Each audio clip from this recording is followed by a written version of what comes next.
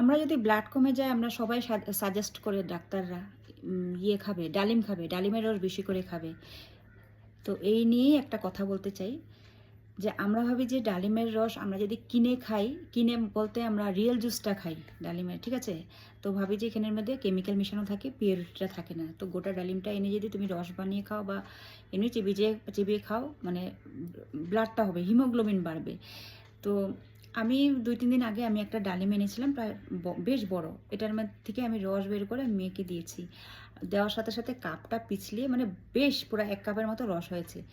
আর মেয়ের বেডশিটে মানে বিছানার মধ্যে পড়ে গেল। তো আমি যেহেতু জানি যে ডালিমের যদি কোনো কাপড়ে পড়ে, ছিটাফোঁটাও পড়ে, এই কাপড়টা বরবাদ।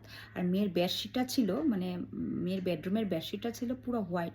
তো ভাবলাম ঠিক আছে, পুরাই গেছে, বেডশিটটা একদম মিডিলে পড়েছে, ভালোই মানে স্প্রেড হয়ে গেছে।